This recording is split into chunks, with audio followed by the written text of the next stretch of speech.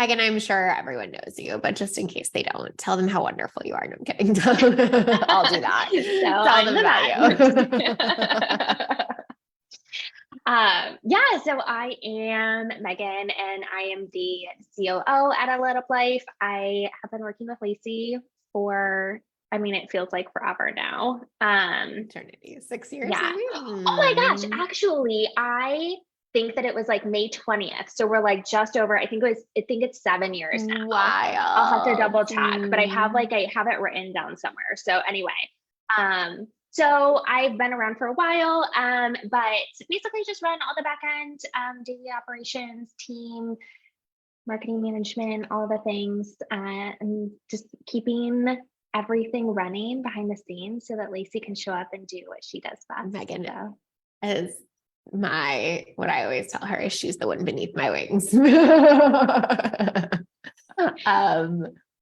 And send her that recording too often. I haven't anymore because it was getting old, but she knows. Thank you, Michelle. Michelle said happy anniversary. Okay. So with that, Megan is a boss at hiring. So we're giving away her hiring template today. If y'all, just comment or whatever, we always do it as a thank you for joining us. So if you want the hiring template, say hi to us, ask us a question, any kind of hello, just as a thank you for spending your time with us. So thank you. Leslie said happy anniversary. Okay, cool. So I feel like we kind of have a lot we want to go over today, but basically logistically, we'll start with kind of protecting your time period. But we also want to get into what does that mean in terms of team? How can your team support you and all of that, right? But ultimately, boundaries around that. I feel like in our space, sometimes, Megan, I'm so curious that you think about this, but I feel like boundaries get almost this classification or get pushed into this corner that makes it feel like you're not an available CEO or you're not really present for your team, or it's almost like if you have boundaries, you're you check out. And it's not that at all. And I think that's why this is so important to talk about. And it's actually, I think, why we got this request, because someone was saying to me, I hear you and Megan talk, and I can tell you're super present for your team, but it feels like you have a lot of boundaries. How do you do both of those things? And to me, that's such a funny, I love the person that asked this, and I totally get why they asked this, but it's such a funny question because in our space, it gets so classified as if you have boundaries, it's basically no one fuck with me or talk to me, Mm-hmm. Don't you think that's true? Wait, it's funny because I have other people who will say that I'm the boundary queen also. And I'm yeah, that's so interesting because I don't I think that we just kind of have a little bit of a different perspective on what it means to have boundaries than what I think the kind of perception is, because, and so I'm glad that we're having this conversation because I think it just I do really believe that boundaries are super important, but I also think that it's just a concept that's kind of misconstrued very frequently. Completely. Yes. Just that, oh my gosh, I so got into that trap for years thinking it had to be that way. Exactly. It's so easy to be oh, I'm supposed to have boundaries. So nobody fucking talk to me kind of thing. And it's that's not quite it. Shante, hey. The boundaries queen. Yeah, totally. I think you have great boundaries too. But again, I think you're also incredibly present and available and again, both. So anyway, we shall dive into all of those things. But I think one of the biggest things I see when people are struggling with this is that just they aren't being realistic about their time. I think that's one thing that, Megan could call me out here, so I'm going to be as honest as humanly possible. I am really good at this, except for in one regard, which is that I always want to take on new clients that I shouldn't. But in general, around tasks and things that we need to move forward in the business, I'm really good at setting realistic timelines for myself. I'm never one of those people that's oh, I'll get that to you next Tuesday, when really it's going to take me a month from then. I'm really good at being here's what's feasible. I am really bad sometimes at being but I just really want to work with this client. Can't we make it work? And Megan's shut the fuck up. No. Actually, I feel usually I'm and so do you want to start what time would you like to start? Totally. But in general, I feel being realistic about your time is so important because it's what stops you from being so reactive, because you actually aren't just like constantly in reactivity mode of like, oh yeah, I'll get that done really fast. Then I'll get that done really fast. And then this is where the boundaries thing swings, because then people will be like, oh no, I'll just say no to everything. And it's like, you can say yes to many things, but within like a window. Like, I feel like I've said yes to a lot more stuff at A Lit Up Life than I have in the past couple of years, just because like, like I'm not pregnant or breastfeeding or whatever, Ben, it's a year. Like I just have a little more capacity right now.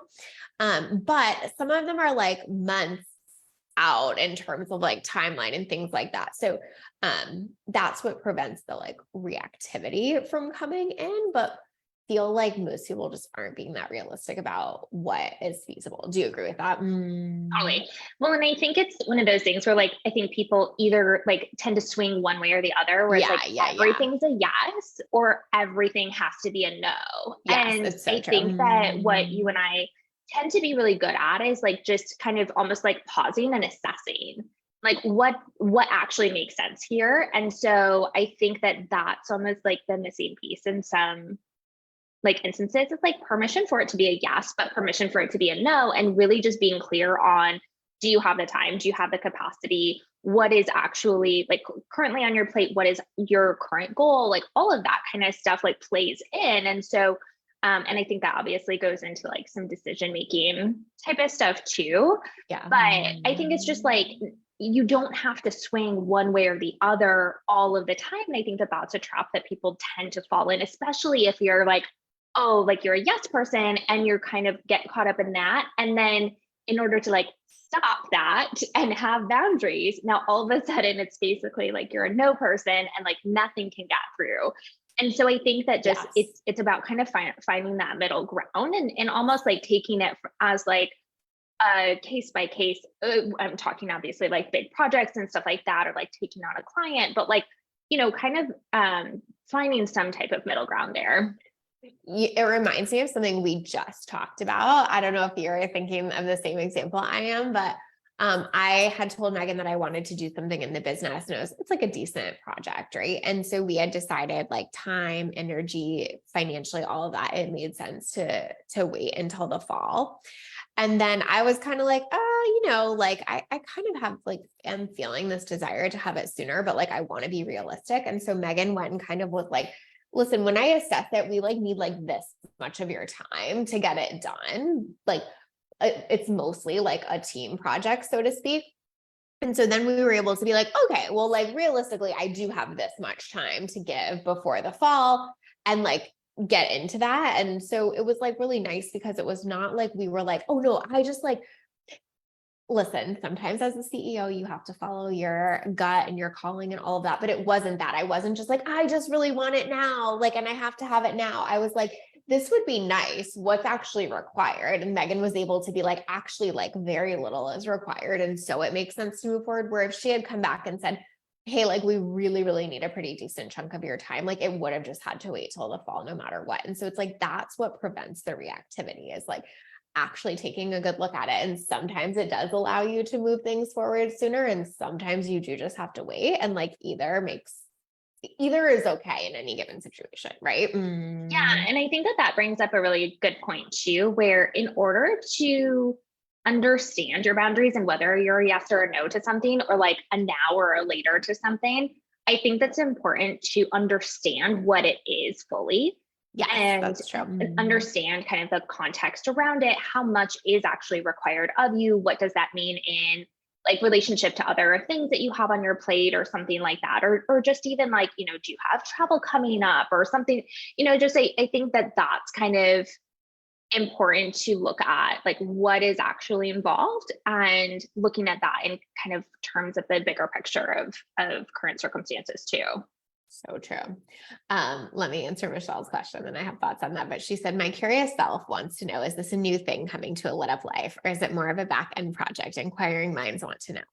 I'm happy to share the example of this, but we're doing like a pretty full on, would you say full on is the correct term there, Megan?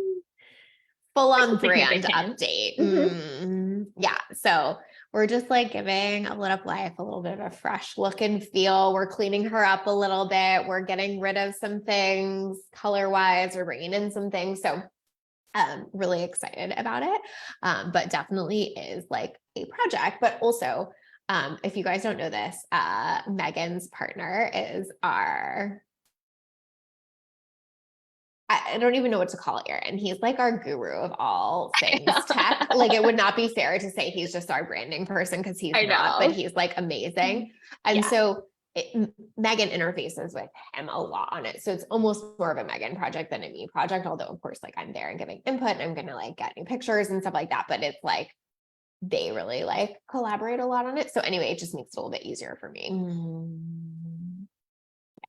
Erin is our guru. We'll just say that. I'm not telling him that though. No, but we won't tell him and then, but we do have something else exciting coming to a Lit Up Life soon that is very much a project on my plate.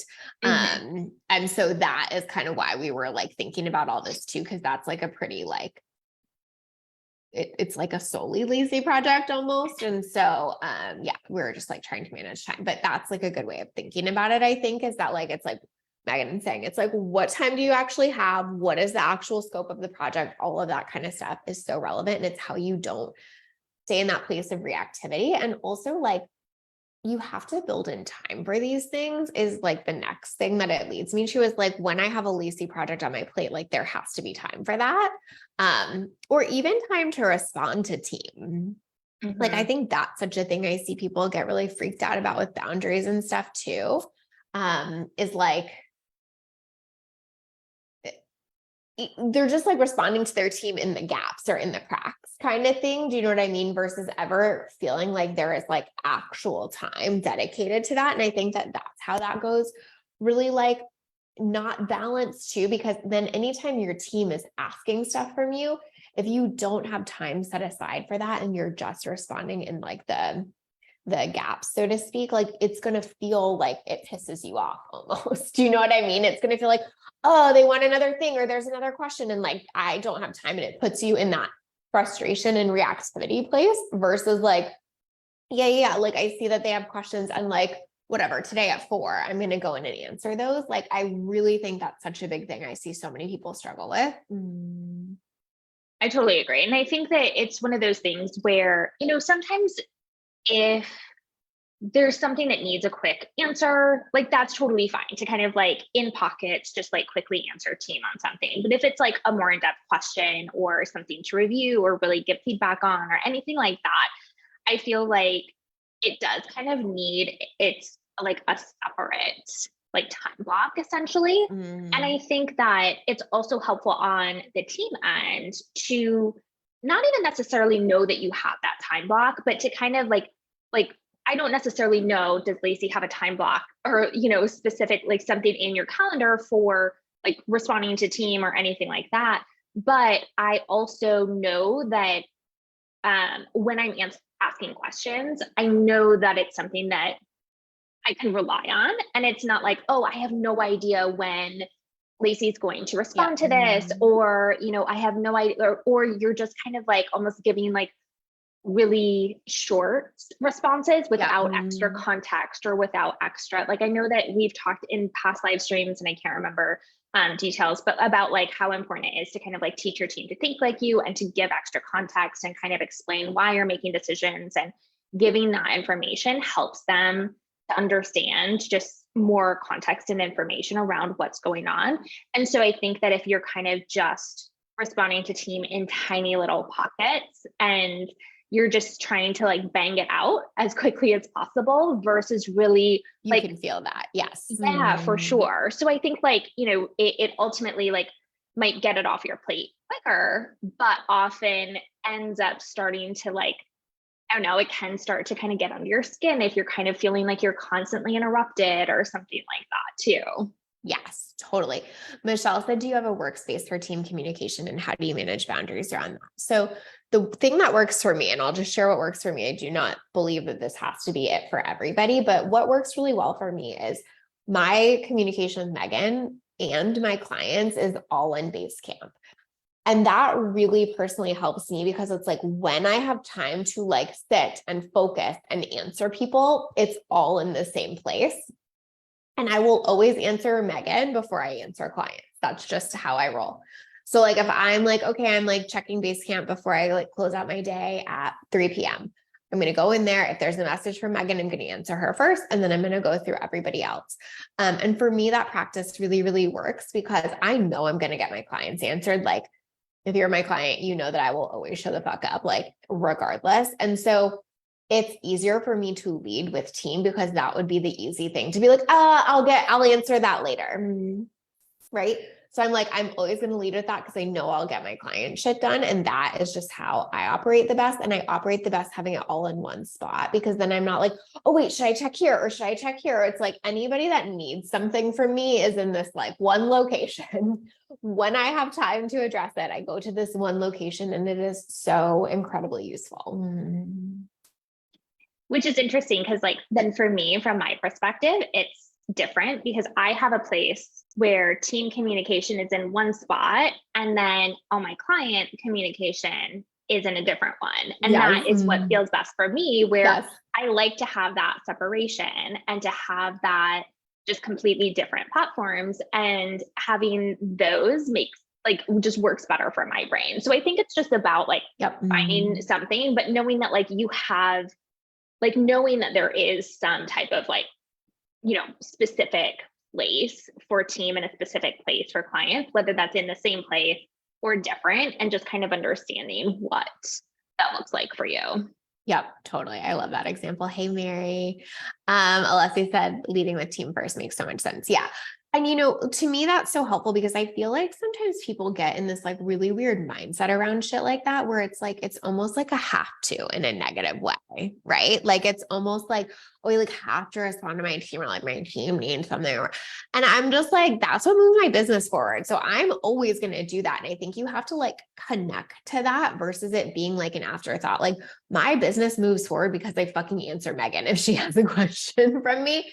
And so like, I think it's really unfair to put all of that on Megan, that she should have to move my business forward, whether or not I was like being responsive that day or not. Like, that's super fucked if you really think about it, number one. And number two, like, I want to feel that positive connection there. Do you know what I mean? Where it's like, I'm so happy to answer this because this is what like pays the bills and moves the business forward and does the thing. So I just think like making that connection is like really important, and it not being like this, like, almost like annoyance. You know what I mean? Because it's like, Megan doesn't want to ask me that either. She wants to like fucking do her job and get her work done. She's not like, I just want to bug Lacey today. Like, right? Like we have to like not assume that our team is doing that. Like if they have a question, maybe like we need to redirect, whatever, but it's like, it's because they need to do their job. I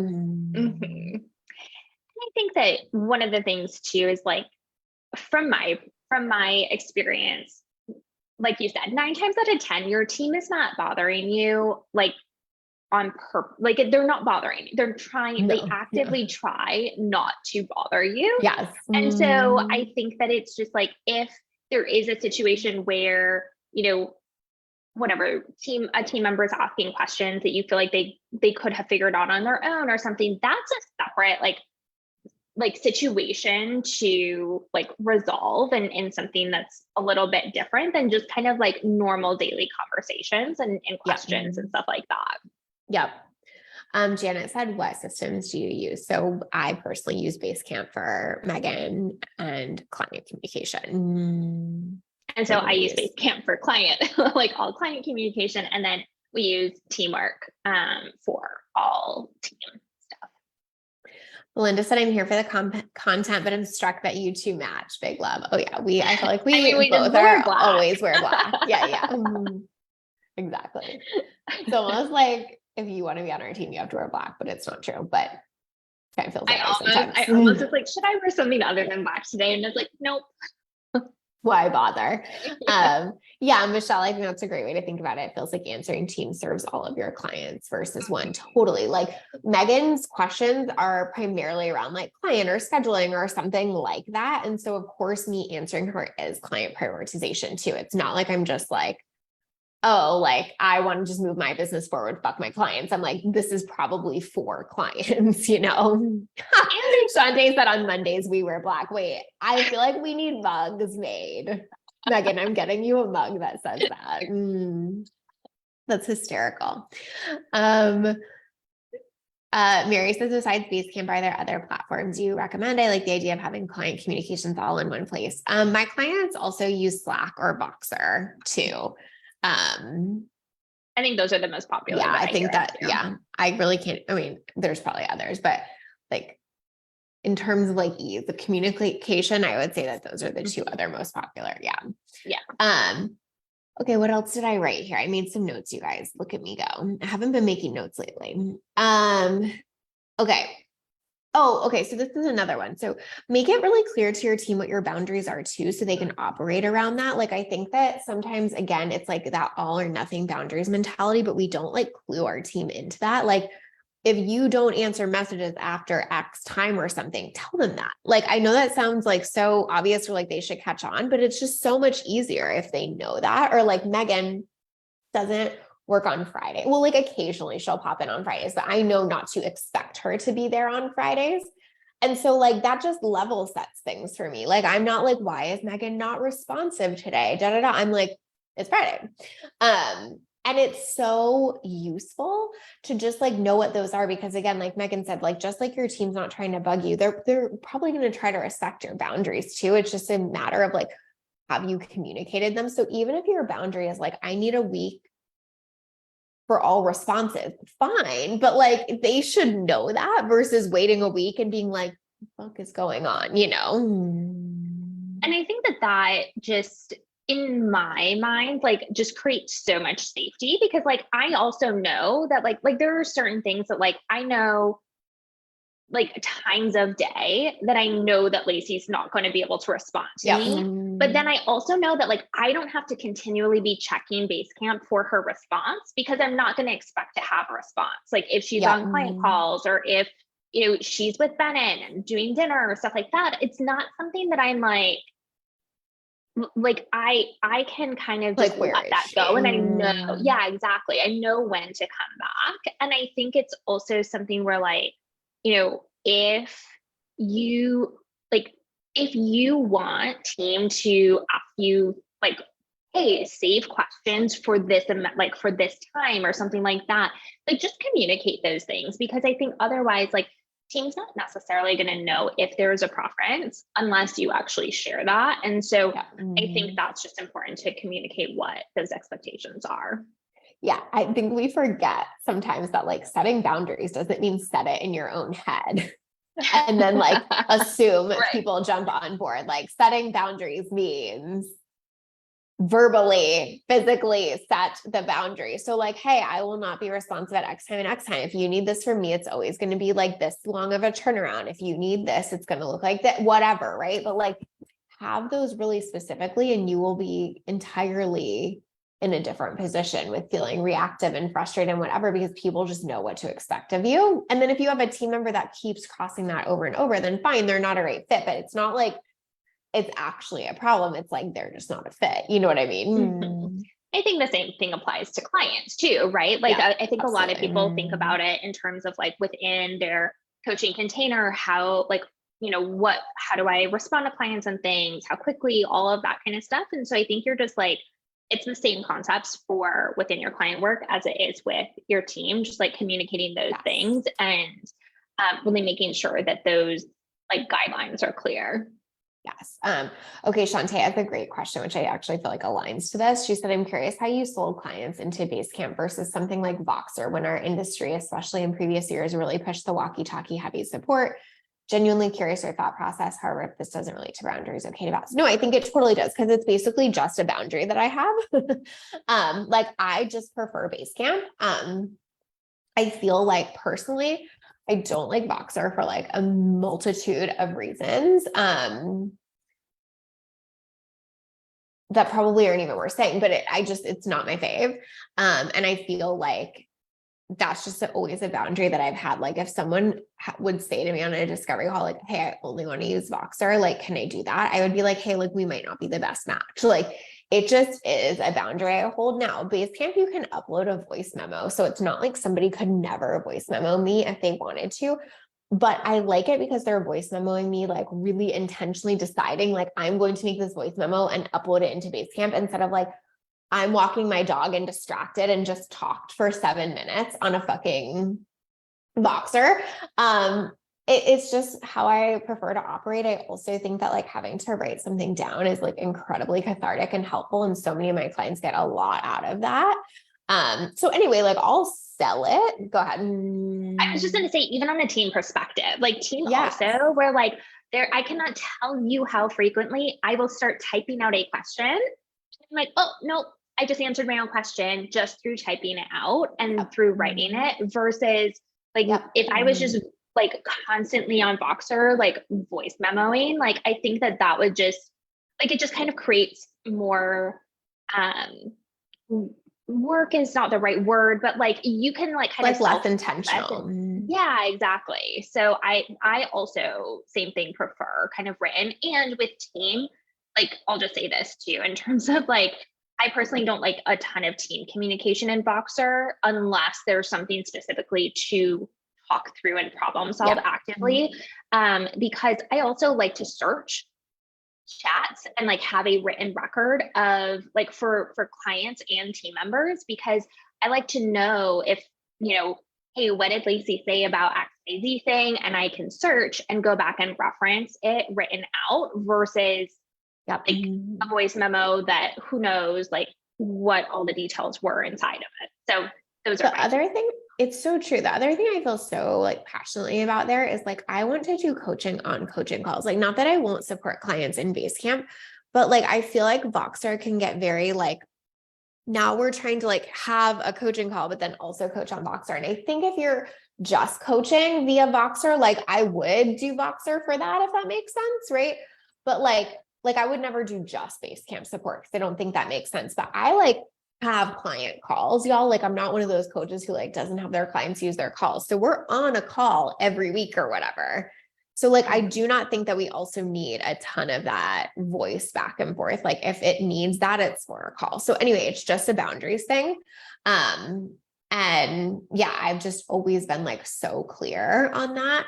And the clients that feel right for that get on board, and the clients that don't. And I think that again, it's just like a good boundary that to hold, where I do think there was like a lot of pressure for a while to be on Voxer. And I had pretty much like every call I would do, somebody would be like, but do you do Voxer? And I would be like, no, no, I don't. And again, happy to sell, like, here's why, but ultimately no.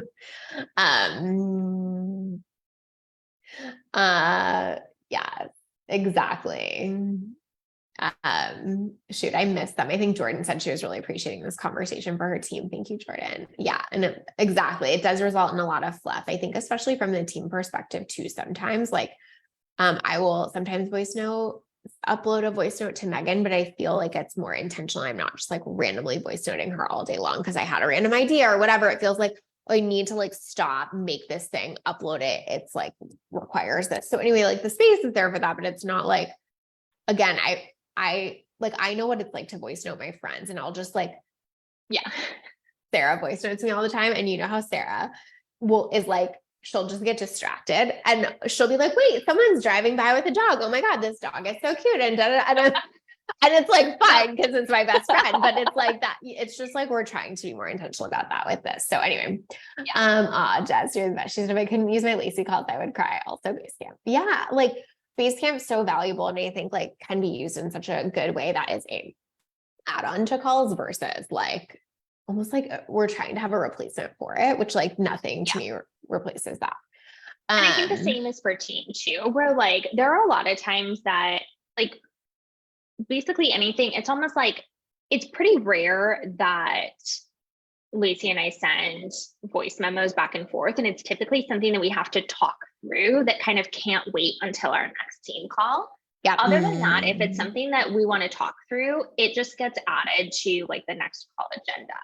Yep. So like if it can wait a week, it's just getting put on the next call agenda. If it can't wait a week, that's when we do a voice memo. And I think that that's kind of like a good, like, again, just a boundary that that the two of us have, where we're not just like constantly like voice memoing back and forth in between calls. Like obviously, like it's not like the same as coaching, but like same thing where we just have certain things if it requires a bigger conversation, most of the time it just waits until we have a call to really talk through it. Yep, totally. Mary, I saw you put in a question, but it kind of disappeared. But I think it was like about time off and stuff, which like I will save that and we can do another one around like time off boundaries, but I think probably a little too much to get into right now, but I'll definitely like make a note of that. But yeah, Shantae said it reminds me of what you say, state your reason and love them or something along those lines, all in super intentional, right? Like they're allowed to have a request. I'm allowed to have a boundary. Like we can both say that, we can both, right? But like, no, at the end of the day. And then they have a choice, like whether that's a fit or not. And I think so similar with like team, all of that. The other thing I wanted to say too, which I think goes along with what Megan was saying right now, and I talk about this so often when Megan and I do live streams together, but I have to here because it's the relevant thing, is like the way that you can have great boundaries with team is to have a team that operates as though nothing is an emergency. This is like our primary rule at A Lit Up Life. I push this on all my clients. I think everyone should do what they want, except for this. I think everyone should do this. But when you have a culture of nothing is an emergency, then you don't feel like things are an emergency as a CEO. You feel like, okay, I can tell that team member I need a week to respond or whatever. When you go to your team as though everything is an emergency, assume they will come back to you like that because it feels like that. So this is where I think people get so reactive and weird about boundaries is they're like, my team always wants me to do stuff last minute and they always want quick responses and I'm like, well, do you want that from them though?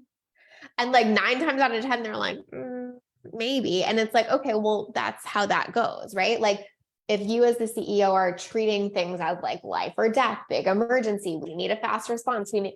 Your team is going to learn that from you. You're modeling that and they're going to do the same. So when they want something done, they're going to be like, hey, can you do this like in the next hour? You're going to be like, what the fuck? Right. And it's like, well, that's why. So you have to really it's like a top down approach of like, how are we operating in a way where like things aren't an emergency. We get to them when we have time for them. We're not reactive. It goes on the calendar when it can go on the calendar. We're clear about communication and deadlines, but it has to start with you and not the other way around. Like it can't look like you going all like intense to team and then them coming back with like total calm, you take 2 weeks, whatever. Like it's not going to be like that, right? Yeah. It has to be in like both arms of the business basically, because otherwise it just doesn't work. It has to be like a business wide rule rather than just like a team rule or something like that. Yeah. 100%. And like, if you feel really like intense about it, they're going to feel intense about it. If you're like, hey, it's okay if this thing gets pushed a week, or it's okay if we have to change this, or like, of course we still have priorities. So it's like, hey, Megan, like we really need to focus on this. So it's okay if this thing goes to the side, whatever. Like you kind of have to lead with that so that your team can know like, oh, this is how we operate here. It's safe to have a normal response time or whatever. And I think that that's such a big part around the boundaries is like, if you feel like your boundaries are getting pushed by your team, the first question to ask is, how are you pushing theirs? Right? Because I've never seen literally have never seen a situation, Megan, you tell me if you feel differently, where someone was like not doing that to their team, but was constantly getting it back from their team. I've literally just never seen that. Yeah. Nope. Just not a thing. Right. It doesn't mean you can't have one team member that maybe like waits till the last minute and isn't the right fit or something like that. But I'm talking like on a broad scale. Yeah. If you feel like your team is always coming to you with like intensity, urgency, reactivity, whatever, 9 times out of 10, it's because you're feeling that and you're bringing that. And so to me, that's just like always the place to look first, because if I'm not bringing that intensity, they don't feel it. It's not their business. Right? Like they're not worried about like, your client Susie who needs to reschedule XYZ appointment more than you are. So like, it's how are you operating within it?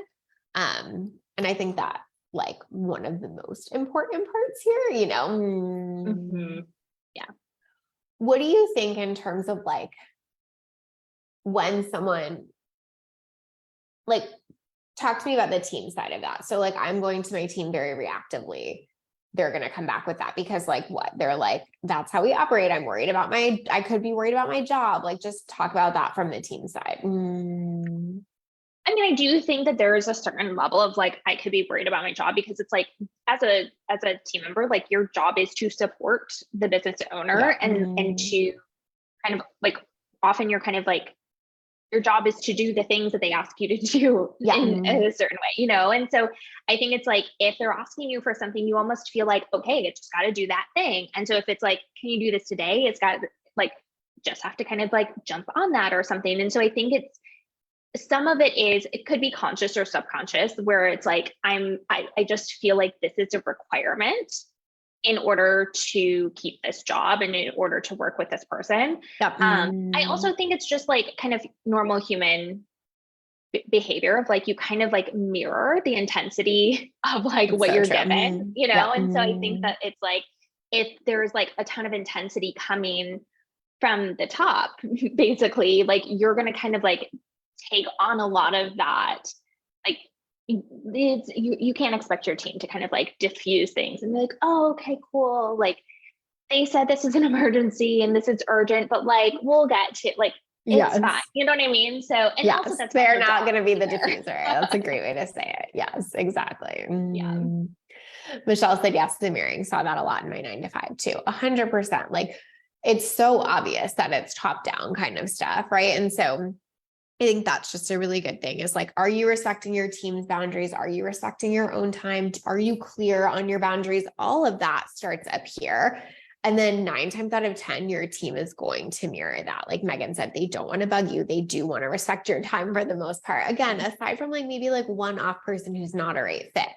But by and large, your team's not like, how do I fuck with Lacey today? Like that's not how it goes. And I think it's one of those things too, where like, what I have seen very frequently is almost like team can become scared to reach out to you if you are too intense about your boundaries. And if you are too like, don't bug me, I'm unavailable kind of thing, I've seen a lot of team members being like, oh, I know that we can't do this. I know that like that we don't want to bother Lacey in these days or something, you know what I mean? And I think that just creates bigger problems because then your team is not asking questions. They're not, you know, they're creating a lot of like intensity and anxiety in just asking a question or, you know, whatever. And so I think that the more that you can release, like have boundaries, but release the intensity around it, I think that just creates more safety for team because they don't want to bother you, but they also should be able to ask you questions and not feel like afraid of asking. Or feel like a bother. Yeah. Right.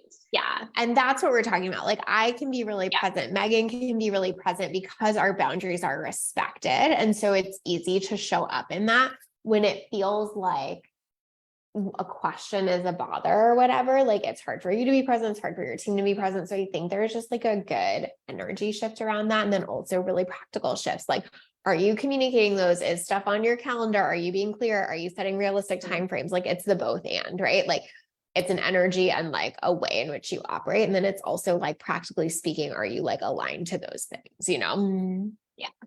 So good. Okay. Yes. We will do a different one on like time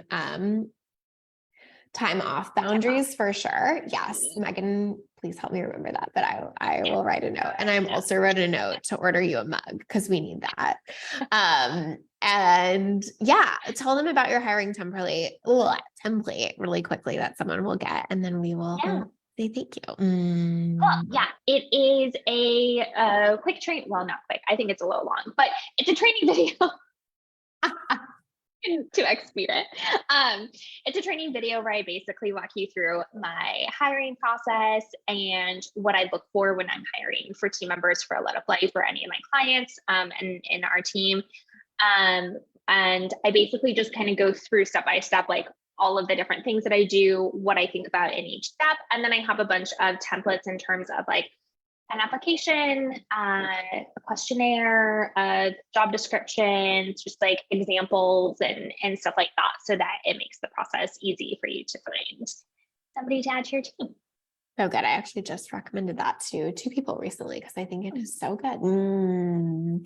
Okay. Thank you for being here, Megan. I love you. So valuable, so helpful to hear like the team perspective on all of it too. Cause I think it's so often in this industry, we're just hearing from like CEO. And I think that's just missing the most important pieces of the conversation. So anyway, love you. Appreciate you for being here. And I hope you guys have a beautiful week. Thanks, guys. Bye, y'all.